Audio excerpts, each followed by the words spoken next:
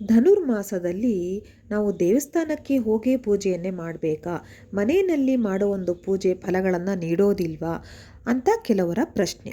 ಈ ಒಂದು ಪ್ರಶ್ನೆಗೆ ನಾನು ಈ ಒಂದು ವಿಡಿಯೋದಲ್ಲಿ ಪೂರ್ತಿ ವಿವರವಾಗಿ ವಿವರಣೆಯನ್ನು ನೀಡ್ತೇನೆ. ಯಾರಿಗೆಲ್ಲ ಆಸಕ್ತಿ ಇದೆ ವಿಡಿಯೋನ ಎಲ್ಲೂ ಸ್ಕಿಪ್ ಮಾಡದೆ ಕೊನೆ ತನಕ ಪೂರ್ತಿಯಾಗಿ ನೋಡ್ತಾ ಹೋಗಿ.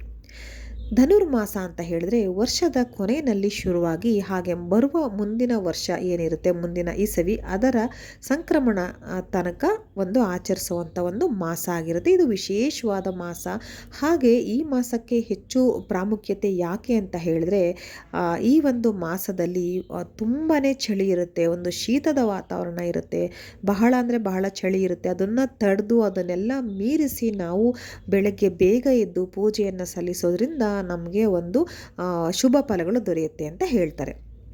ಹಾಗಾಗಿ ಈ ಒಂದು ಸಮಯದಲ್ಲಿ ದೇವಸ್ಥಾನಕ್ಕೆ ಹೋಗಿ ಪೂಜೆಯನ್ನು ಮಾಡೋದ್ರಿಂದ ತುಂಬಾ ಒಳ್ಳೆಯದಾಗುತ್ತೆ. ಹಾಗೆ ನಮ್ಮ ಇಡೀ ಕುಟುಂಬಕ್ಕೆ ಕೂಡ ಒಳ್ಳೆಯದು.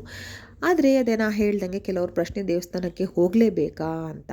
ಖಂಡಿತ ಹಾಗೆಲ್ಲ ಏನೂ ಇಲ್ಲ. ನೀವು ಮನೆಯಲ್ಲೇ ಕೂಡ ಪೂಜೆಯನ್ನು ಮಾಡಬಹುದು, ಏನೂ ತೊಂದರೆ ಇಲ್ಲ. ದೇವಸ್ಥಾನಕ್ಕೆ ಯಾಕೆ ಹೋಗಬೇಕಂತ ಹೇಳ್ತಾರೆ ಅಂದರೆ, ಈಗ ಸಾಮಾನ್ಯವಾಗಿ ಧನುರ್ಮಾಸ ಅಂತ ಅಲ್ಲದೆ ಬೇರೆ ಸಮಯದಲ್ಲೂ ಕೂಡ ದೇವಸ್ಥಾನಕ್ಕೆ ಹೋದಾಗ ನಮ್ಮ ಮನಸ್ಸು ಒಂಥರ ಪ್ರಶಾಂತತೆಯಿಂದ ಇರುತ್ತೆ. ಏನೋ ಒಂದು ರೀತಿ ನಮಗೆ ಪಾಸಿಟಿವ್ ಎನರ್ಜಿ ಬರ್ತಾ ಇರುತ್ತೆ.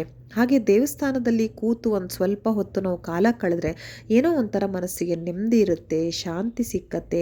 ನಾವು ದೇವ್ರ ಹತ್ರ ಏನು ನಮ್ಮ ಕಷ್ಟ ಕಾರ್ಪಣ್ಯಗಳು ಏನಿರುತ್ತೆ ಅಥವಾ ನಮ್ಮ ಬೇಡಿಕೆಗಳೇನಿರುತ್ತೆ ಅದೆಲ್ಲವನ್ನು ನಾವು ದೇವರ ಬಳಿ ಬೇಡ್ಕೊಂಡಾಗ ಅಥವಾ ಕೇಳ್ಕೊಂಡಾಗ, ನಮ್ಮ ಕಷ್ಟಗಳನ್ನು ದೇವರ ಬಳಿ ಹಂಚ್ಕೊಂಡಾಗ ಮನಸ್ಸು ಏನೋ ಒಂದು ರೀತಿ ಹಗುರ ಆಗುತ್ತೆ. ಹಾಗೆ ಅದಕ್ಕೆ ನಮಗೆ ಒಂದು ಸಜೆಷನ್ ಕೂಡ ಸಿಕ್ಕ ಹಾಗೆ, ಅಥವಾ ಪರಿಹಾರ ಕೂಡ ಸಿಕ್ಕ ಹಾಗೆ ನಮಗೆ ಭಾಸವಾಗುತ್ತೆ. ಅದು ಸತ್ಯ ಕೂಡ. ಹಾಗೆ ದೇವಸ್ಥಾನದಿಂದ ಮರಳಿ ನಮ್ಮ ಮನೆಗೆ ಬಂದ ತಕ್ಷಣ ಆಗಲೂ ನಮ್ಮ ಮನಸ್ಸು ಒಂಥರ ಉಲ್ಲಾಸಿತವಾಗಿರುತ್ತೆ. ಒಂದು ಪಾಸಿಟಿವ್ ಎನರ್ಜಿ ಮನೆಯಲ್ಲೂ ಕೂಡ ನಾವು ಸ್ಪ್ರೆಡ್ ಮಾಡ್ತೀವಿ. ಹಾಗೆ ನಾನು ಹೇಳ್ದಂಗೆ ಯಾವಾಗಲೂ ದೇವಸ್ಥಾನಕ್ಕೆ ಹೋದರೆ ಈ ರೀತಿಯೆಲ್ಲ ನಮಗೆ ಒಳ್ಳೆಯ ಒಂದು ಭಾವನೆ ಬರುತ್ತೆ, ಒಳ್ಳೆಯ ಒಂದು ಶಕ್ತಿನ ನಾವು ಪಡ್ಕೊಳ್ತೀವಿ. ಅದರಲ್ಲೂ ಈ ಒಂದು ವಿಶೇಷ ಮಾಸಗಳಲ್ಲೂ ವರ್ಷದಲ್ಲಿ ಕೆಲವೊಂದು ಇರುತ್ತೆ ಅಲ್ವಾ, ಅದೇ ರೀತಿ ಧನುರ್ಮಾಸ ಕೂಡ ಬಹಳ ವಿಶೇಷವಾದ್ದು. ಹಾಗಾಗಿ ಧನುರ್ಮಾಸದಲ್ಲಿ ದೇವಸ್ಥಾನಕ್ಕೆ ಹೋದರೆ ಇನ್ನೂ ವಿಶೇಷತೆ ಇರುತ್ತೆ, ಇನ್ನೂ ನಮಗೆ ಪಾಸಿಟಿವ್ ಎನರ್ಜಿ ಸಿಕ್ಕತ್ತೆ ಅಂತ ಹೇಳ್ಬೋದು. ಹಾಗೆ ಇನ್ನೂ ಒಂದು ಮುಖ್ಯ ಉದ್ದೇಶ ಧನುರ್ಮಾಸದಲ್ಲಿ ದೇವಸ್ಥಾನಕ್ಕೆ ಹೋದರೆ ತುಂಬ ಒಳ್ಳೆಯದು ಅಂತ ಹೇಳೋದಕ್ಕೆ, ನಮ್ಮ ದೋಷ ಪರಿಹಾರಗಳನ್ನು ಮಾಡ್ಕೊಳ್ಬೋದು. ವಿಶೇಷವಾಗಿ ನವಗ್ರಹಗಳು ಅಂದರೆ ಏನು 9 ಗ್ರಹಗಳು ಇರುತ್ತೆ, ನಮ್ಮ ಜಾತಕದಲ್ಲಿ ಗ್ರಹಗಳ ದೋಷ ಇದ್ದಾಗ ಅದ್ರ ಪರಿಹಾರ ಕೂಡ ಆಗುತ್ತೆ.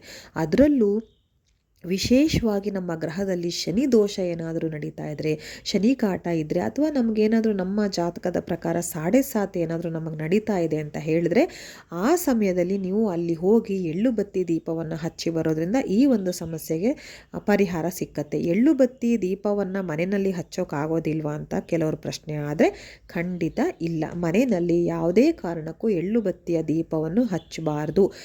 ಏನಾದರೂ ನೀವು ಶನಿ ಪರಮಾತ್ಮನಿಗೆ ಅಥವಾ ಆಂಜನೇಯ ಸ್ವಾಮಿಗೆ ಬೇಡ್ಕೊಂಡು ನೀವು ಪೂಜೆ ಮಾಡ್ತೀರಾ ಅಂದರೆ ಆವಾಗ ನೀವು ಎಳ್ಳೆಣ್ಣೆನ ಉಪಯೋಗಿಸಿ ದೀಪವನ್ನು ಹಚ್ಚಬಹುದೇ ಹೊರತು, ನೀವು ಮನೆಯಲ್ಲಿ ಎಳ್ಳನ್ನು ಉಪಯೋಗಿಸಿ ಆ ಒಂದು ಇದರಿಂದ ದೀಪವನ್ನು ಯಾವುದೇ ಕಾರಣಕ್ಕೂ ಮನೆಯಲ್ಲಿ ಹಚ್ಚಬಾರ್ದು. ಹಾಗೆ ಹಚ್ಚಿದರೆ ದಟ್ಟ ದಾರಿದ್ರ್ಯ ಕಾಡೋಕ್ಕೆ ಶುರುವಾಗುತ್ತೆ. ಇಲ್ಲದೇ ಇರೋ ಸಮಸ್ಯೆಗಳನ್ನ ನೀವೇ ಮೈ ಮೇಲೆ ಎಳ್ಕೊಂಡು ಹಂಗಾಗುತ್ತೆ. ಹಾಗಾಗಿ ಇದೊಂದು ಮುಖ್ಯ ಉದ್ದೇಶ. ನಾವು ಧನುರ್ಮಾಸದಲ್ಲಿ ದೇವಸ್ಥಾನಕ್ಕೆ ತೆರಳಿ ಪೂಜೆ ಮಾಡಬೇಕು. ಹಾಗೆ ಎಳ್ಳು ಬತ್ತಿಯನ್ನು ಅಲ್ಲಿ ಹಚ್ಚಿ ಬರಬೇಕು. ಇದು ಇವೆರಡು ಮುಖ್ಯ ಕಾರಣ. ಹಾಗೆ ಇನ್ನೊಂದು ಅಂತ ಹೇಳಿದ್ರೆ, ನಾನು ಹೇಳ್ದಂಗೆ ಯಾವಾಗ ಒಂದು ಕಷ್ಟ ಅಂತ ಇರುತ್ತೆ, ಆ ಒಂದು ಕಷ್ಟದಲ್ಲೂ ನಾವು ದೇವರ ಸೇವೆಯನ್ನು ಮಾಡ್ತೀವಿ ಅಂತ ಹೇಳಿದ್ರೆ, ಆ ಒಂದು ನಮ್ಮ ಪರಿಶ್ರಮಕ್ಕೆ ಅಥವಾ ನಮ್ಮ ಶ್ರಮಕ್ಕೆ ಏನು ಇರುತ್ತೆ ಒಳ್ಳೆ ತಕ್ಕ ಪ್ರತಿಫಲ ನಮಗೆ ಸಿಕ್ಕತ್ತೆ, ತಕ್ಕ ಶುಭ ಫಲಗಳನ್ನು ಆ ದೇವರು ನೀಡ್ತಾನೆ. ಹೇಗೆ ಅಂತ ಹೇಳಿದ್ರೆ, ಒಂದು ದೇವಸ್ಥಾನದಲ್ಲಿ ನಿಮಗೆ ಕೊನೆ ಮೆಟ್ಲು ದಾಟಿ ಅಲ್ಲಿವರೆಗೂ ದೇವಸ್ಥಾನದ ಬುಡದವರೆಗೂ ನೀವು ನಿಮ್ಮ ವಾಹನಗಳಲ್ಲಿ ಅಥವಾ ಕಾರು ಅಥವಾ ಬಸ್ಸು ಗಾಡಿಗಳಲ್ಲಿ ತೆರಳಿ ನೀವು ದೇವಸ್ಥಾನಕ್ಕೆ ಹೋಗೋದಕ್ಕೂ ಅಥವಾ ನೀವು ಮೆಟ್ಟಲುಗಳನ್ನು ಉಪಯೋಗಿಸಿ ನಡೆದು ಹೋಗೋದಕ್ಕೂ ಎಷ್ಟು ಒಂದು ವ್ಯತ್ಯಾಸ ಇರುತ್ತೆ ಅಲ್ವಾ. ನಿಮಗೆ ಒಂಥರ ಏನೋ ಒಂದು ಕಾನ್ಫಿಡೆನ್ಸ್ ಇರುತ್ತೆ, ನಾನು ಹತ್ತಿ ಹೋಗಿದ್ದೀನಿ, ನನ್ನೆಲ್ಲ ಶಕ್ತಿ ಇದೆ, ದೇವ್ರು ನೋಡೋದಕ್ಕೋಸ್ಕರ ಕೇವಲ ಒಂದು ದೇವರ ದರ್ಶನ ಅಷ್ಟಕ್ಕೋಸ್ಕರ ನಾನು ಇಷ್ಟು ಕಷ್ಟಪಟ್ಟನಲ್ಲ ಅಂತ ನಿಮ್ಗೆ ಎಷ್ಟು ಖುಷಿಯಾಗುತ್ತೆ. ಆಗ ದೇವರ ದರ್ಶನಕ್ಕೆ ಎಷ್ಟು ಪ್ರಾಮುಖ್ಯತೆ ಇದೆ ಅಂತ ನಿಮ್ಗೆ ಆವಾಗ ತಿಳಿಯುತ್ತೆ. ಅದೇ ನೀವು ಕಾರಲ್ಲೋ ಬಸ್ಸಲ್ಲೋ ನಿಮ್ಮ ಗಾಡಿನಲ್ಲೋ ಯಾವುದೋ ಒಂದು ವೆಹಿಕಲಲ್ಲೋ ಹೋದರೆ ಹೇಗಿರುತ್ತೆ ಅಲ್ವಾ. ಇವೆರಡರಲ್ಲೂ ತುಂಬಾ ವ್ಯತ್ಯಾಸ ಇರುತ್ತೆ. ಇನ್ನು ಕೆಲವರು ದೇವಸ್ಥಾನಕ್ಕೆ ಯಾಕೆ ಹೋಗೋಕ್ಕಾಗಲ್ಲ ಧನುರ್ಮಾಸದಲ್ಲಿ ಬೆಳಗ್ಗೆ ಅಂತ ಹೇಳಿದ್ರೆ, ಕೆಲವರಿಗೆ ಈಗಿನ ಚಳಿಯ ವಾತಾವರಣ, ಥಂಡಿಯ ವಾತಾವರಣ ಏನಿರುತ್ತೆ ಅದನ್ನು ತಡೆದುಕೊಳ್ಳೋದಕ್ಕೆ ಶಕ್ತಿ ಇರೋದಿಲ್ಲ ದೇಹದಲ್ಲಿ. ವಯಸ್ಸಿರೋರು ಸರಿ ಅಥವಾ ವಯಸ್ಸು ಇಲ್ಲದೆ ಇರೋರು ಸರಿ, ಒಟ್ಟಿನಲ್ಲಿ ಅವ್ರಿಗೆ ಆ ಒಂದು ಚಳಿನಲ್ಲಿ ಬೆಳಗ್ಗೆ ಬೇಗ ಎದ್ದು ಸ್ನಾನ ಮಾಡೋದಕ್ಕೆಲ್ಲ ಆಗ್ತಾ ಇರಲ್ಲ, ಆಗಿ ಹೊರಗಡೆ ಹೋಗೋದಕ್ಕೆ ಆಗ್ತಾ ಇರಲ್ಲ. ಕೆಲವರಿಗೆ ಆರೋಗ್ಯ ಸಮಸ್ಯೆ ಕೂಡ ಇರುತ್ತೆ. ಹಾಗೆ ಇನ್ನು ಕೆಲವರಿಗೆ ಮನೆಯಲ್ಲಿ ಒಂದು ಕೆಲಸಗಳು ಅಥವಾ ಅವ್ರವ್ರದ್ದು ಶೆಡ್ಯೂಲ್ಸ್ ಏನಿರುತ್ತೆ, ಕೆಲಸಕ್ಕೆ ಹೋಗೋದಿರುತ್ತೆ, ಆ ಥರ ಒಂದು ಸಮಯದಲ್ಲಿ ಬೆಳಗ್ಗೆ ದೇವಸ್ಥಾನಕ್ಕೆ ಹೋಗೋದಕ್ಕೆ ಆಗೋದಿಲ್ಲ. ನೋ ಪ್ರಾಬ್ಲಮ್, ಏನೂ ತೊಂದರೆ ಇಲ್ಲ.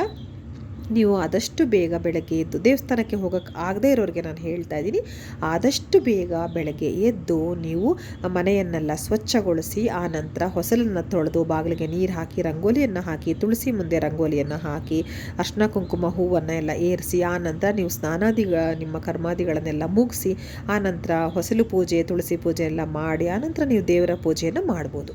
ಹೇಗೆ ಮಾಡಬೇಕು ಧನುರ್ಮಾಸದಲ್ಲಿ ದೇವರ ಪೂಜೆ ಅಂತ ಹೇಳಿದ್ರೆ, ನಿತ್ಯ ಪೂಜೆಗಳು ಏನಿರುತ್ತೆ ಅದನ್ನೆಲ್ಲ ನೀವು ಪ್ರತಿನಿತ್ಯ ಮಾಡೋ ಹಾಗೆ ಮಾಡಿ. ಅಂದರೆ ಗಣಪನ ಪೂಜೆ ಆಗಿರ್ಬೋದು, ನಿಮ್ಮ ಕುಲದೇವರ ಪೂಜೆ ಆಗಿರ್ಬೋದು, ಮನೆ ದೇವರ ಪೂಜೆ ಆಗಿರ್ಬೋದು, ಅಥವಾ ನಿಮ್ಮ ಆರಾಧ್ಯ ದೇವರು ಅಂತ ಏನಿರ್ತಾರೆ, ಆರಾಧನೆ ಮಾಡ್ಕೊಂಬಂದಿರ್ತಾರೆ ತುಂಬ ಹಿಂದಿನ ಕಾಲದಿಂದ, ಅದರ ಪೂಜೆಯನ್ನು ಪ್ರತಿನಿತ್ಯ ಹೇಗೆ ಮಾಡ್ತೀರಾ ಹಾಗೆ ಮಾಡಿ. ಆ ನಂತರ ನಿಮ್ಮ ಮನೆಯಲ್ಲಿ ಆಂಜನೇಯ ಸ್ವಾಮಿ ಫೋಟೋ ಅಥವಾ ವಿಗ್ರಹ ಏನಾದರೂ ಇತ್ತು ಅಂತ ಹೇಳಿದ್ರೆ ಅದನ್ನು ಇಟ್ಕೊಳ್ಳಿ. ಅಕಸ್ಮಾತ್ ಇಲ್ಲ ಅಂತ ಹೇಳಿದ್ರೆ ತಗೊಂಡು ಬನ್ನಿ, ಮನೆಗೆ ಏನು ತೊಂದರೆ ಇಲ್ಲ. ಫೋಟೋ ಅಥವಾ ವಿಗ್ರಹ ಯಾವುದಾದ್ರು ತಗೊಂಡು ಬಂದು ಅದನ್ನು ಇಟ್ಕೊಂಡು ಅದಕ್ಕೆ ಅರ್ಶಿನ ಕುಂಕುಮವನ್ನು ಹಾಕಿ, ಹೂವನ್ನು ಏರಿಸಿ, ಅಕ್ಷತೆಯನ್ನು ಹಾಕಿ ನೀವು ಯಾವುದಾದ್ರು ಒಂದು ನೈವೇದ್ಯವನ್ನು ಮಾಡ್ಕೊಳ್ಳಿ. ತುಂಬಾ ಒಳ್ಳೆಯದು. ನೈವೇದ್ಯ ಅಂತ ಹೇಳಿದ್ರೆ ನೀವು ಎಳ್ಳು ಇಂದ ಮಾಡಿದ್ದಂಥದ್ದೇ ಅಂತ ಎಲ್ಲ ಏನಿಲ್ಲ. ಖಂಡಿತವಾಗ್ಲೂ ಯಾವುದೇ ಒಂದು ಸಿಹಿ ನೈವೇದ್ಯ, ಅದರಲ್ಲೂ ವಿಶೇಷವಾಗಿ ಪೊಂಗಲ್ ಅಂದರೆ ಸಿಹಿ ಪೊಂಗಲ್ ಅಂತ ಏನು ಹೇಳ್ತೀವಿ, ಹೆಸರು ಬೇಳೆಯನ್ನು ಹುರಿದು ಮಾಡುವಂಥದ್ದು, ಅದು ಮಾಡಿದ್ರೆ ಬಹಳ ಶ್ರೇಷ್ಠ ಈ ಒಂದು ಧನುರ್ಮಾಸದಲ್ಲಿ. ಕೆಲವ್ರ ಮನಸ್ಸಲ್ಲಿರುತ್ತೆ ಎಳ್ಳಿಂದನೇ ಏನಾದ್ರು ಸಿಹಿ ಮಾಡಬೇಕಂತ, ಖಂಡಿತ ಹಾಗೆಲ್ಲ ಏನಿಲ್ಲ. ಈ ರೀತಿ ಪೊಂಗಲ್ ಮಾಡೋದ್ರಿಂದ ಈ ಒಂದು ಧನುರ್ಮಾಸದಲ್ಲಿ ಅದಕ್ಕೆ ಆದ ವಿಶೇಷತೆ ಇರುತ್ತೆ. ಪೊಂಗಲ್ನ ಮಾಡಿ ನೀವು ನೈವೇದ್ಯಕ್ಕಿಡಿ. ಹಾಗೆ ದೇವರ ದೀಪ ಅಂದರೆ ಆಂಜನೇಯ ಸ್ವಾಮಿಗೆ ಯಾವ ರೀತಿ ದೇವರ ದೀಪವನ್ನು ಹಚ್ಚಬೇಕಂತ ಹೇಳಿದ್ರೆ, ಎಳ್ಳೆಣ್ಣೆನ ಯೂಸ್ ಮಾಡಿ, ಓಕೆನಾ. ತುಪ್ಪ ಬೇಡ, ಅಥವಾ ಬೇರೆ ಯಾವುದೇ ಒಂದು ನೀವು ಕಡಲೆಕಾಯಿ ಎಣ್ಣೆ ಆಗಿರ್ಬೋದು, ಅಥವಾ ಬೇರೆ ಯಾವುದು ನೀವು ಎಣ್ಣೆ ಯೂಸ್ ಮಾಡ್ತಿರ್ತೀರ ಪ್ರತಿನಿತ್ಯ, ಅದು ಬೇಡ. ಖಂಡಿತವಾಗ್ಲೂ ನೀವು ಸಪ್ರೇಟಾಗಿ ಈ ಒಂದು ಫೋಟೋ ಅಥವಾ ವಿಗ್ರಹಕ್ಕೆ ಎಳ್ಳೆಣ್ಣೆನ ಉಪಯೋಗಿಸಿ ನೀವು ದೀಪವನ್ನು ಹಚ್ಚಬೇಕಾಗತ್ತೆ, ನೆನಪಲ್ಲಿ ಇಟ್ಕೊಳ್ಳಿ. ಹಾಗೆ ಆ ದೀಪವನ್ನು ಹಚ್ಚಿ ಸಂಕಲ್ಪವನ್ನು ಮಾಡ್ಕೊಳ್ಳಿ. ಹೇಗೆ ಅಂತ ಹೇಳಿದ್ರೆ, ಕೈಯಲ್ಲಿ ಒಂದು ನಾಣ್ಯ ಇಟ್ಕೊಳ್ಳಿ, ಒಂದು ಹೂವನ್ನು ಇಟ್ಕೊಳ್ಳಿ, ಸ್ವಲ್ಪ ಅಕ್ಷತೆಯನ್ನು ಇಟ್ಕೊಳ್ಳಿ. ಅದನ್ನು ಇಟ್ಕೊಂಡು ನಿಮ್ಮ ಸಂಕಲ್ಪ ಏನಿರುತ್ತೆ, ನಿಮ್ಮ ಬೇಡಿಕೆ ಏನಿರುತ್ತೆ, ಅಥವಾ ನಿಮ್ಮ ಸಮಸ್ಯೆ ಏನಿರುತ್ತೆ ಅದನ್ನು ಬೇಡಿಕೊಂಡು ಅದನ್ನು ಈಡೇರಿಸು ತಂದೆ ಅಂತ ಕೇಳಿಕೊಂಡು, ಅಥವಾ ಅದನ್ನು ಸಮಸ್ಯೆ ಇದ್ದರೆ ಬಗೆಹರಿಸು ತಂದೆ ಅಂತ ಕೇಳಿಕೊಂಡು ಆ ಒಂದು ಫೋಟೋ ಅಥವಾ ವಿಗ್ರಹದ ವಿಗ್ರಹಕ್ಕೆ ಹಾಕಿ, ಆ ನಂತರ ನೀವು ಏನು ಮಾಡಬೇಕಂತ ಹೇಳಿದ್ರೆ ವಿಷ್ಣು ಸಹಸ್ರನಾಮವನ್ನು ಓದಬೇಕಾಗುತ್ತೆ. ತುಂಬ ಅಂದರೆ ತುಂಬ ಒಳ್ಳೆಯದು ವಿಷ್ಣು ಸಹಸ್ರನಾಮ ಓದೋದ್ರಿಂದ. ಹಾಗೆ ನವಗ್ರಹ ಮಂತ್ರಗಳೇನಿರುತ್ತೆ, ನವಗ್ರಹ ಸ್ತೋತ್ರಗಳೇನಿರುತ್ತೆ ಅದನ್ನು ಓದಬೇಕು. ಹಾಗೆ ಶನಿ ಪರಮಾತ್ಮನಿಗೆ ಸಂಬಂಧಪಟ್ಟಿದ್ದು, ಹಾಗೆ ಆಂಜನೇಯ ಸ್ವಾಮಿಗೆ ಸಂಬಂಧಪಟ್ಟಿದ್ದು ಶ್ಲೋಕಗಳು, ಸ್ತೋತ್ರಗಳು ಅವೆಲ್ಲವನ್ನು ನೀವು ಓದಿದ್ರೆ ತುಂಬಾ ಒಳ್ಳೆಯದು. ನಿಮಗೆ ಅಷ್ಟು ಸಮಯ ಇಲ್ಲ ಅಂತ ಹೇಳಿದ್ರೆ ಯಾವುದಾದ್ರು ಒಂದು ಪುಟ್ಟ ಶ್ಲೋಕವನ್ನು, ಶನೇಶ್ವರ ಸ್ವಾಮಿಯ ಸ್ತೋತ್ರ ಆಗಿರ್ಬೋದು, ಆಂಜನೇಯ ಸ್ವಾಮಿ ಸ್ತೋತ್ರ ಆಗಿರ್ಬೋದು, ಅಥವಾ ನವಗ್ರಹ ಸ್ತೋತ್ರ ಆಗಿರ್ಬೋದು, ಅದನ್ನಾದರೂ ನೀವು ಎಷ್ಟು ಬಾರಿ ಪಠನೆ ಮಾಡೋಕ್ಕೆ ನಿಮಗೆ ಸಮಯ ಇರುತ್ತೆ. ಆದರೆ ಪುಟ್ಟ ಸ್ತೋತ್ರವನ್ನು ಚೂಸ್ ಮಾಡಿಕೊಂಡು ನಿಮಗೆ ಸಮಯ ಇಲ್ಲ ಅಂತ ಹೇಳಿದ್ರೆ ಅದನ್ನೇ 108 ಬಾರಿ ಪಠನೆಯನ್ನು ಮಾಡಿ ನಿಮ್ಮ ಸಮಸ್ಯೆ ಖಂಡಿತವಾಗ್ಲೂ ಬಗೆಹರಿಯುತ್ತೆ. ನೀವು ಸಂಜೆ ಕೂಡ ದೇವಸ್ಥಾನಕ್ಕೆ ಹೋಗಬೇಕಂತ ಏನಿಲ್ಲ, ಯಾಕಂದರೆ ಧನುರ್ಮಾಸದಲ್ಲಿ ಬೆಳಗ್ಗೆ ದೇವಸ್ಥಾನಕ್ಕೆ ಹೋಗೋದ್ರಲ್ಲೇ ತುಂಬ ಒಂದು ಪ್ರಾಮುಖ್ಯತೆ ಇರುತ್ತೆ. ಸಂಜೆ ದೇವಸ್ಥಾನಕ್ಕೆ ಹೋಗೋ ಅವಶ್ಯಕತೆ ಏನಿಲ್ಲ. ನೀವು ಪ್ರತಿನಿತ್ಯ ಈ ರೀತಿ ಮಾಡಬಹುದು ನಾನು ಹೇಳಿದ ಹಾಗೆ. ಅಥವಾ ನಿಮಗೆ ಪ್ರತಿನಿತ್ಯ ಆಗಿಲ್ಲ ಅಂತ ಹೇಳಿದ್ರೆ 5 ದಿನ ಇಲ್ಲ 9 ದಿನ ಆದರೂ ಮಾಡಿ. ಸೊ ದೇವಸ್ಥಾನಕ್ಕೆ ಹೋಗಿ ನೀವು ಧನುರ್ಮಾಸದಲ್ಲಿ ಪೂಜೆಯನ್ನು ಮಾಡಿದ್ರೆ ಮಾತ್ರ ನಿಮಗೆ ಒಳ್ಳೆಯದಾಗುತ್ತೆ ಅನ್ನೋದೇನಿಲ್ಲ. ಮನೆಯಲ್ಲೂ ಕೂಡ ಮಾಡಬಹುದು, ಆದರೆ ಎಳ್ಳು ಬತ್ತಿಯ ದೀಪವನ್ನು ಮಾತ್ರ ಹಚ್ಚೋದಕ್ಕೆ ಆಗಲ್ಲ. ಅದು ಬಿಟ್ಟು ಇನ್ನೆಲ್ಲವನ್ನು ಮಾಡ್ಬೋದು. ಸೊ ನಾನು ಹೇಳ್ದಂಗೆ ಮಾಡಿ. ಎಲ್ರಿಗೂ ಒಳ್ಳೆಯದಾಗಲಿ. ಧನ್ಯವಾದಗಳು. ಮತ್ತೊಂದು ವಿಡಿಯೋದಲ್ಲಿ ಸಿಗ್ತೀನಿ.